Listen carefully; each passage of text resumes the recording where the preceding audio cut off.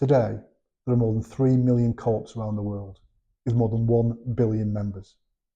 Throughout their 200-year history, co-ops have been strong advocates for and great builders of peace. William Maxwell, president of the International Cooperative Alliance, put it perfectly when he said just before the Great War, cooperation is the very antithesis of conflict. Whether it be the Cooperative Women's Guild creating the White Poppy in 1933, or cooperatives playing a critical role in Rwanda and in Guatemala in rebuilding communities torn apart by hate and division, co-ops have always sought to build peace. By their very nature, cooperatives bring together people to share talents in pursuit of a common goal, and that builds trust and the relationships which are the foundation of peace. What is certainly clear, and has always been true, is that while hate divides communities, cooperation builds them.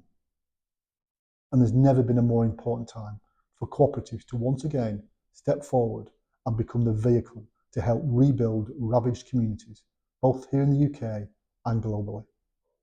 Last summer, we saw division and conflict very close to home here in the UK, with riots, violence and hate on our own streets and in our own communities. According to a recent global risk report, conflict ranks as the greatest danger facing the world after civilian fatalities increased 30% in 2024, with 200,000 people killed and over 120 million forcibly displaced. Right now, 1/4 of humanity, 2 billion people, live in conflict-affected countries. We know, because they told us in their tens of thousands, that our members are not only worried about hate and conflict in the UK and abroad, but also believe that their co-op, as we have in the past, should do all it can to not only advocate for peace, but to also take action and use the cooperative model to help build peace too, here in the UK and overseas. Our members believe we should continue to support communities in the UK, and in terms of humanitarian aid to the Disasters Emergency Committee and other partners, communities overseas.